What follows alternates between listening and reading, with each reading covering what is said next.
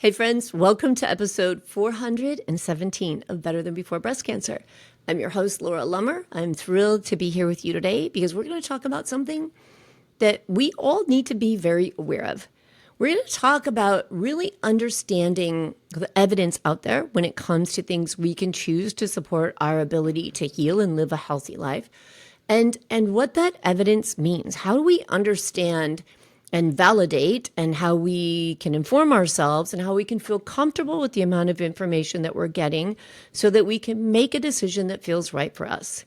So I know personally that I meet people all the time, and when they ask me about what I do, or we start to talk about integrative medicine or complementary therapies, that they'll be very dismissive and say, oh, there's no evidence behind that. That's all anecdotal.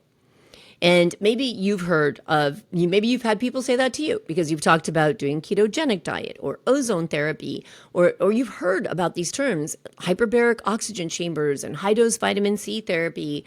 And you thought, well, that sounds interesting, but what's the proof behind it? Is it safe? How do I know it's right for me? Which are all great questions.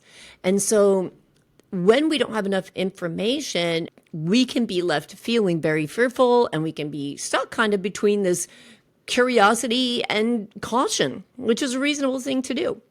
So I want to walk you through the different kinds of studies that are out there, and I want to talk about them in plain and simple English and talk to you about how researchers decide what qualifies as good evidence. And most importantly, I want to really touch on and explain where personal stories that sound like, yes, I tried this and I felt amazing, where these things that are called anecdotal evidence fit into the picture. And I hope that by the end of this episode, you'll know how or feel more comfortable with weighing out what is published data and the lived experience, so that you can build an integrative plan and even understand the meaning of integrative plan in more detail, and in a way that feels good for you, in a way that you can feel grounded in, and in a way that is unique to your experience. And that really is what I think is so important, that it fits with your lifestyle, your needs, your body. So let's start off with talking about what counts as quote unquote real evidence. So let's talk about something that's really confusing to a lot of people. How do we actually figure out what works? How do science, figure out what works in medicine? So I'm sure you've heard someone say, again, there's no evidence for that when it comes to something like acupuncture or chiropractic or keto diet or ozone therapy. But there actually is evidence. And the better question is, what type of evidence is available for this, right? What kind of evidence? Because there's usually something that's out there. So let's think about scientific evidence as a pyramid structure. We'll think about the food pyramid, but we're not talking about food. So at the bottom of this pyramid is the widest base. And at that base is where we have the kind of information that's the most common, but also perceived as the least reliable. And this is where we find things like personal testimonials or stories that you hear from your friends, or you hear from online support groups, or you hear from me about stuff that I've used, right? That I've done for myself to support my own healing journey. We call this anecdotal evidence. And you might find these stories to be really inspiring, but you may question, well, how do I know this might work for me, right? Because these things, testimonials and anecdotal evidence, aren't measured and verified in a controlled way, right? If I come to you, and I'll share some things on this podcast as I talk about therapies that I do for myself, but there could be 1,000 questions.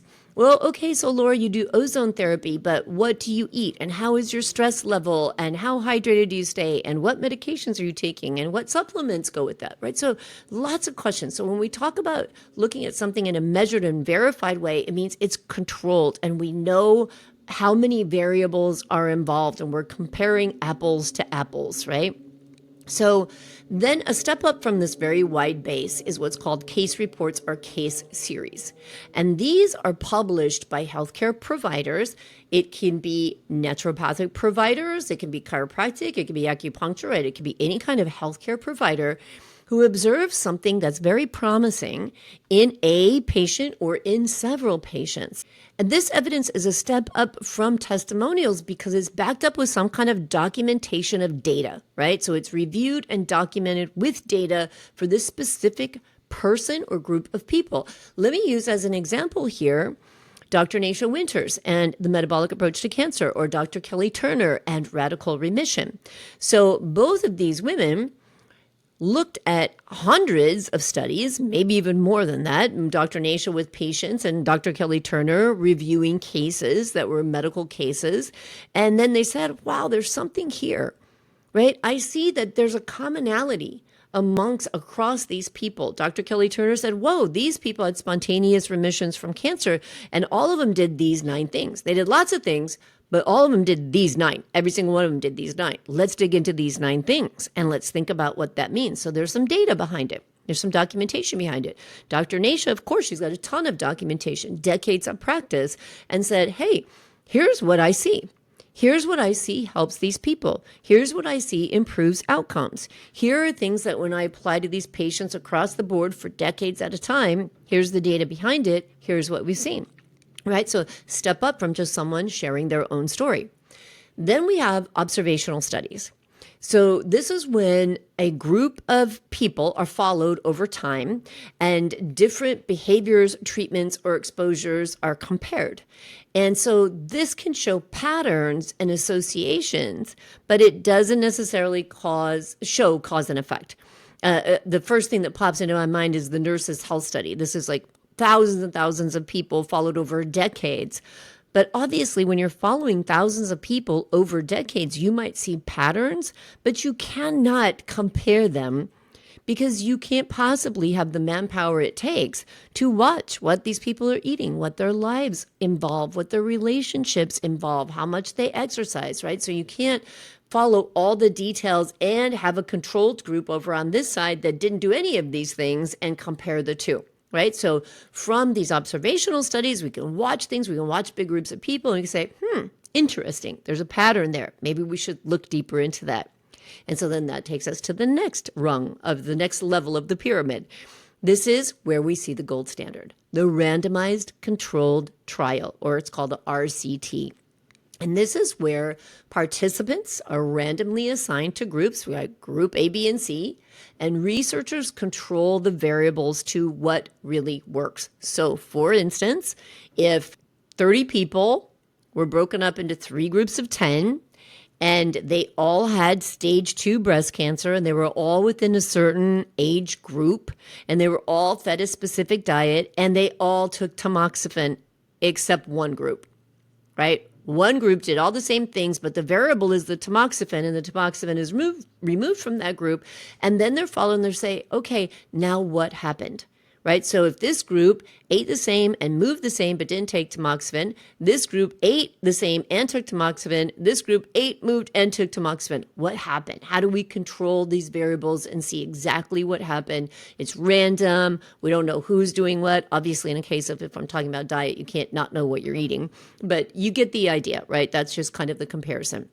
And then at the very top of the pyramid is where we have what's called meta-analysis or systematic reviews. Okay, and this is where people pull together all of the best available RCTs, randomly controlled trials. They look at all of the gold standard evidence from a larger lens. So maybe there's 30 different studies on one thing, and these are all very well-constructed studies. And so someone takes all of them and says, well, across all 30 of these studies, what did we find out? So when these are done, they give us probably the most reliable conclusions because they include more people, they look at more studies, and they're able to compare more data and more evidence. So the higher up the pyramid we go, the stronger and more reliable the evidence is considered to be. But also, the less common and more expensive it is to do. Right? We don't have as many RCTs because they're super expensive and really hard to do. So the base of the pyramid is a lot of testimonials because a lot of people can talk about what happened. But how many people have millions of dollars and get grants and are approved to do these studies and able to do them in humans and, get this gold standard of a study? It's not that easy. So there's a lot less of it. So let's focus a little bit more on anecdotal evidence. So we've got this structure of our pyramid, and let's take a look at this bottom layer because it often gets brushed off or dismissed. And that's really why I want to talk about it, because it's actually where everything begins, right? Anecdotal evidence, personal stories. These are really relevant and important. When people say, I started using castor oil packs and my pain eased, or my friend did hyperbaric oxygen therapy and it really worked on this thing. And then somebody else tries it and they say, oh, that worked for me. I got a good outcome. Then someone else tries it, right? So these stories are very real and they do matter. And they especially matter to the person who experienced them, right? So why are they considered weak evidence? It's not because they're false, not because they're not true, not because it didn't happen in real time, in real life for that person. It's because they're uncontrolled, right? So we don't know what other factors were at play for that person who got the good outcome. So was it the therapy itself? Or did that person make a bunch of lifestyle changes at the same time that they started that therapy? Did they have less stress? Did they have better sleep? Did they clean up their diet, right? So it isn't that it's invalid. It isn't that it's not true. It isn't that it's misinformation. It's that it's not meeting that scientific standard of following the scientific method, the protocol by which controlled studies are done, right? So let's talk about case reports, the next step. These are those observations that are written up by doctors, and they're often accompanied with lab data or imaging. So when I go to conferences and I'll hear doctors talking about metabolic health and the metabolic approach to health, and these doctors will say, look, here are these brain scans from this person with glioblastoma, and here's 10 patients with a glioblastoma or breast cancer or whatever it is that came to my office. Here's where they started. We put them on a ketogenic diet. Here's what we saw, right? So we see the actual data and the evidence. And so it's still talking about an individual experience, but it's a little more structured. And what I love about this is that every major medical discovery has to start at this level, right? With observation. Let's think about antibiotics. That started with someone noticing mold that was killing bacteria, right? So anecdotal evidence, people's lived experiences are the spark that ignites the curiosity that hopefully causes us to be curious and to ask, is there something here we should look at more in a more controlled manner? Right? So while there might not be enough to base guidelines on at an anecdotal or even case study level, they're incredibly valuable at a starting point. And it does matter. Your story matters. Your experience counts because it's real and it happened for you. Okay? So I want to talk about a couple of really popular common therapies that would be considered complementary therapies. And let me just distinguish a complementary versus an alternative therapy. So a complementary therapy would be, let me give you my personal example. I take a conventional therapy. I take an oral chemotherapy to treat cancer. But I also incorporate complementary therapies to optimize the wellness of my body, the terrain of my body to support its ability to heal while this traditional chemotherapy is destroying cancer cells. So alternative therapy would be if I were to choose any one of the therapies that I do instead of conventional therapy. That I would say, I'm not doing conventional therapy, I'm only going to do these other things. That would be an alternative. Right? But I focus, and what I'm talking about here on this podcast is always the integrative approach, which means complementary medicine, complementary therapies. And when I say complementary medicine, I mean supplements, diet, nutrition, ozone, sonodynamic therapy. So I want to talk to you about 5 different therapies, and I want to help you understand where they would fall on this pyramid and why you might want to be curious about them. So first and foremost, the ketogenic diet and the state of ketosis. So the ketogenic diet is a high-fat, very low-carb way of eating, and it's designed to help your body produce ketones, which are an alternative fuel source to glucose, blood sugar. But here's where it gets really interesting, and we need to be really clear about this. There is a difference between eating a ketogenic diet and being in a state of ketosis. So the ketogenic diet is a method, and ketosis is the result. So ketosis is a metabolic state where your body is using ketones for energy. You can reach ketosis through fasting, through supplements called exogenous ketones. You can get to a state of ketosis in ways other than a keto diet. But the keto diet in cancer research does show promising results. In studies, the ketogenic diet demonstrates that there's more blood sugar control, there's reduced insulin, and potentially improved treatment tolerance. Meaning, again, let me use my example. I am coming up on 4.5 years now of being on chemotherapy treatments, hormone treatments, radiation treatments, all kinds of stuff. But I follow another plan. I follow these complementary therapies so that I tolerate that treatment better. Right? So it's not kicking my butt and exhausting me and depleting me. Okay. So the ketogenic diet has been shown not only to help with that treatment tolerance, but to even suggest that it can help make cancer cells more vulnerable. So it can increase the efficacy. It can increase the outcomes or improve the outcomes of treatments. But the studies are still small. They're short term, placing ketogenic diet kind of in the middle of the evidence pyramid, right? In that case study type of area. Then there's the research on ketosis itself. That's actually at an earlier stage because they're really two different things, right? What does a ketogenic diet show? Which is not easy, right? To do a study and keep people on a diet and monitor everything they put in their mouth. There's going to be some trust there if that is not at a controlled level. And then there's the studies on ketosis. When people are in a state of ketosis, now what's happening?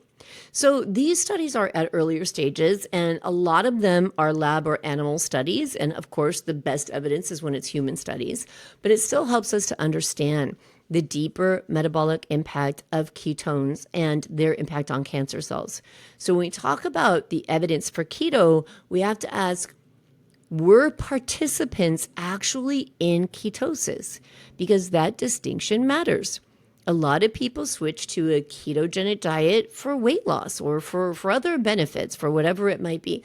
But are they in ketosis? So even when it comes to fasting, and I'm working with people who are going through treatment and they want to be in a state of ketosis when they go in for their chemotherapy or their radiation or any other type of treatment they're having, and they say, well, I fasted, or well, I ate my ketogenic diet.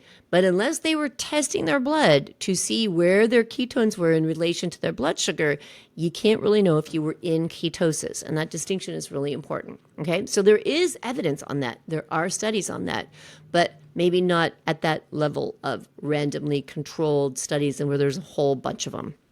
All right. Ozone therapy. I did a podcast a long time ago, maybe a year ago, on ozone therapy. In fact, I was in Maldives, August 2024, which is when I was introduced to this, and I did a podcast shortly after that. And since that time, I do ozone therapy on myself on a daily basis. So ozone is a highly energized form of oxygen. It's used in therapies to support immunity, to reduce inflammation, and to increase oxygenation in the body, in the system. And most research is still in preclinical or case study stages. So anecdotally, lots of people report increased energy, detoxification support, and definitely improvement in some symptoms they may be suffering. So there's different ways you can apply ozone, multiple different ways. And I'll share with you with my husband and my sister. They use my ozone setup in a way where it's administered through the ears. Ozone is something you don't want to breathe because it's an irritant. You don't want to breathe it directly into the lungs. So it's this stethoscope-looking device. They put this in their ears. They apply ozone, and it has literally changed their world when it comes to their headaches, their sinuses, their allergies, the stuffiness in their head, the pressure in their head, just have had tremendous benefits, right? Testimonial, right? Anecdotal. But it's true. It's their lived experience. And they can tell you, my husband, who I took an insane amount of aspirin on a daily basis, has drastically reduced that in managing his allergies. And he's not very consistent with his own zone. So it's really made a huge difference for him, even without that consistency. So there's anecdotal evidence, right? So people do report great results when they use Ozone. You can go out and look at it, but it's still on the lower levels of the pyramid for now, but it's really sparking a lot of interest, and a lot of naturopathic practitioners use Ozone across the country because of the benefits they see. There's sonodynamic therapy. This is called SDT. This is another therapy that I use. This is a therapy that I use because I had active lymph node in my chest, and the amount of radiation my radiation oncologist wanted to do was the whole entire right quadrant of my chest. And the side effects from that were very likely going to have a negative impact on my rib cage and on my lung. And he said I could expect to develop a cough that he would think and hope would go away after time. And I wasn't willing to do that. So I do sonodynamic therapy. And that is the application of these sound waves, and it activates a special compound called a photosensitizer. And it is used, this therapy is used to weaken or kill cancer cells. Now, most of the research, you can look up lots of studies on sonodynamic or photodynamic therapy. It's really fascinating.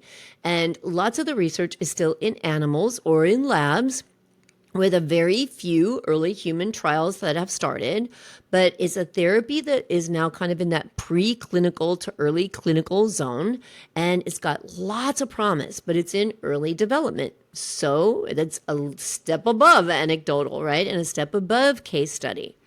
And then hyperbaric oxygen therapy. This is something that's very commonly heard about. This involves breathing 100% oxygen in a pressurized chamber. And it's FDA approved for radiation burns and for wound healing. And there are studies that are starting to look at it at its use in cancer care, for its use in cancer care. So early research is showing this potential benefits like better treatment tolerance, improved healing, and it sits a bit higher on that pyramid than ozone or sonodynamic therapy because there's more human data and a nice solid safety record behind it. And then finally, one that I think we hear about often is high-dose vitamin C therapy. So this is an intravenous vitamin C at pharmacological levels, very high doses of vitamin C, higher than you can ingest through your mouth, through orally, without causing a tremendous amount of irritation to the digestive system. So it's applied intravenously. And studies show that it might reduce treatment side effects and possibly support other cancer therapies. Right? So there are human trials here. There are more human trials here than with some of the other therapies. And so it goes up a little bit higher and sits right in the middle of that pyramid. It's safe when properly supervised. You got to get your lab work done. You need to work with a doctor who knows what they're doing. So they look at your labs first. They understand what other things you are taking. It is a supervised treatment. And that's something you should just go out and do on your own for a couple of reasons, because there are specific labs that if you haven't tested them, and there are certain genetic SNPs, if you haven't tested them and you go and do high-dose vitamin C therapy, you could just be throwing money out the window because it is not inexpensive, neither is hyperbaric oxygen. And if you're not in the right metabolic state when you go do these therapies, you're just wasting your money because they're not going to have the desired effect. So working with a trained practitioner, a doctor who knows what they're doing in these circumstances, is very important for your safety and for the effectiveness.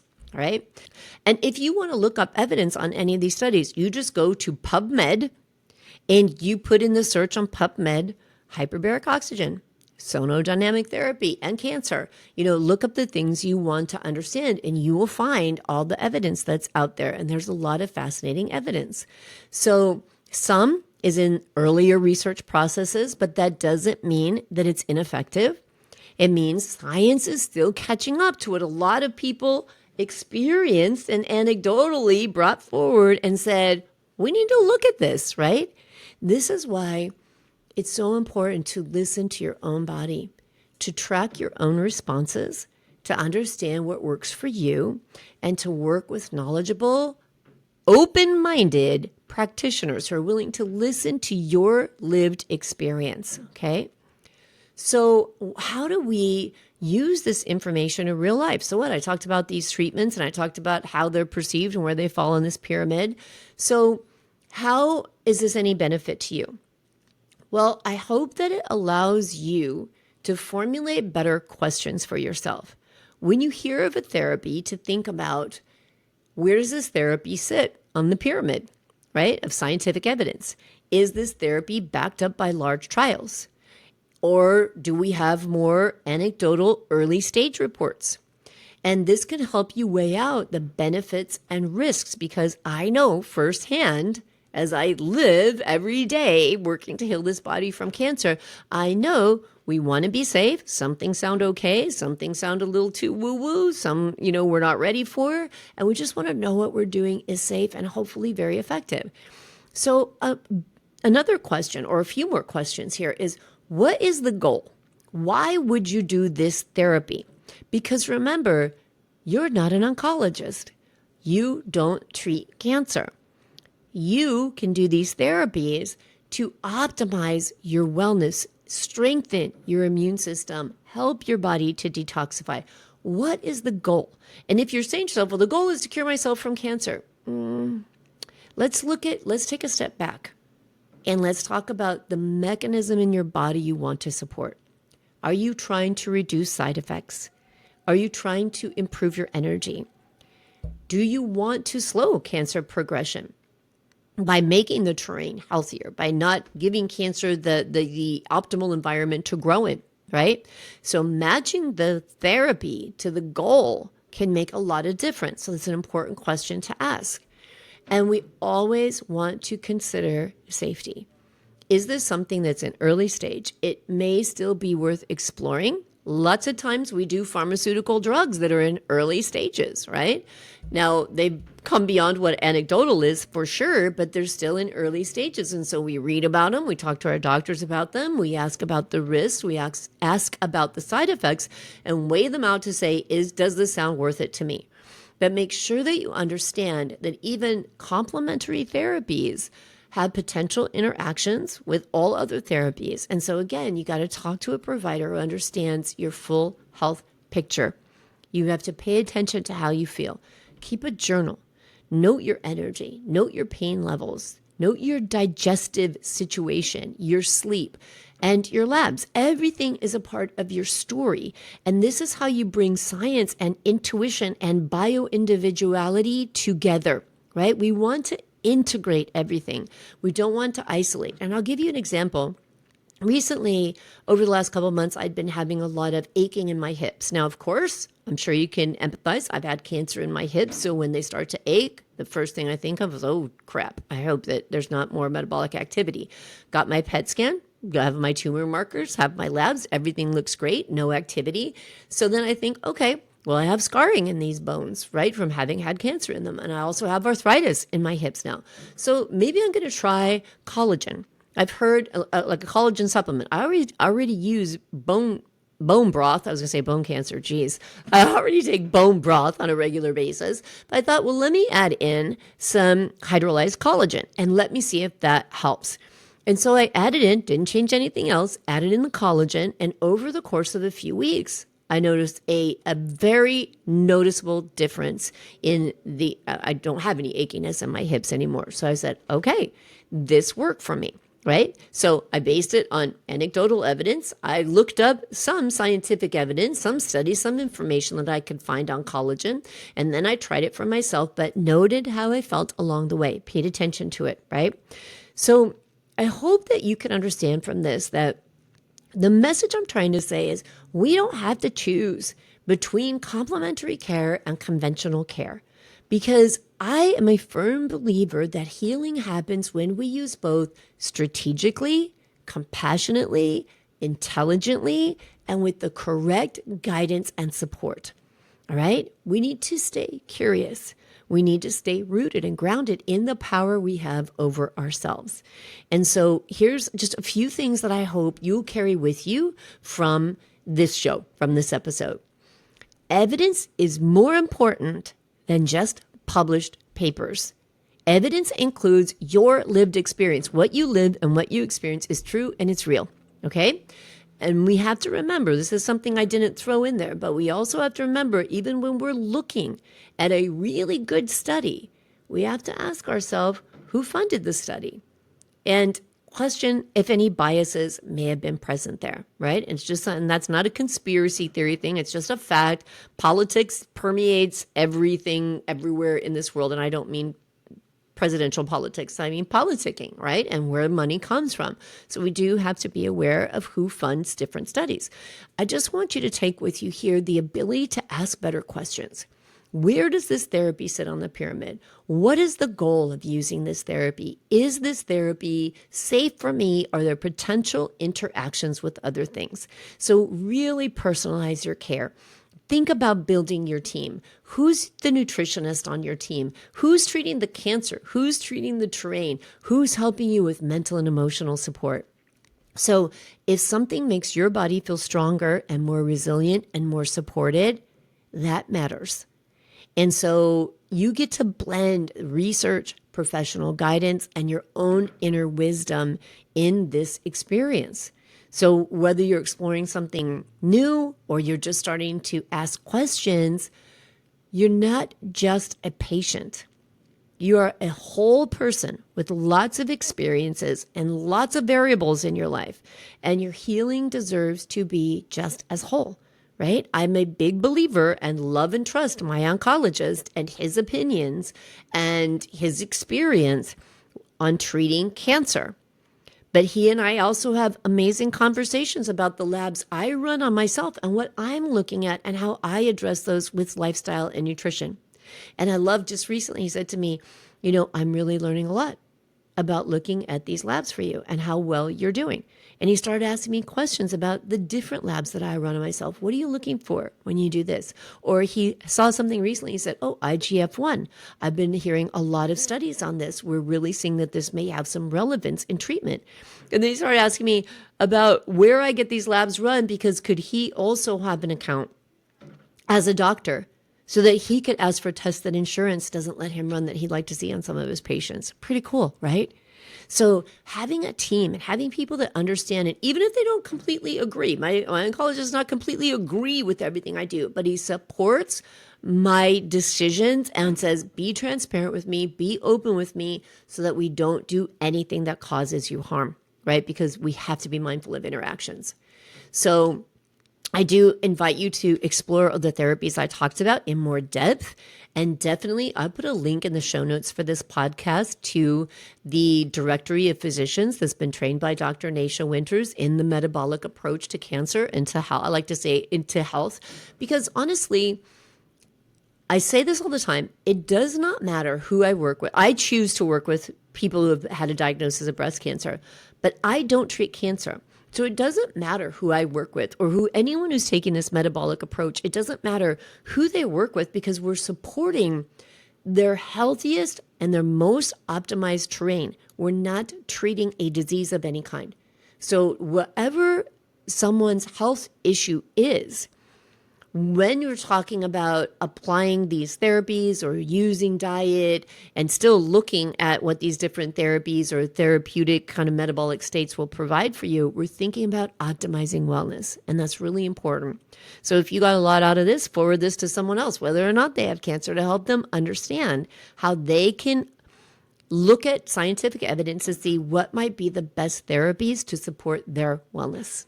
All right, friends, you can find me inside the Better Than Before Breast Cancer Metabolic Health and Mindset membership, where we explore questions like this together. We have group coaching calls 3 times a month. We have different sessions. We have 20-minute private check-in. So look into it.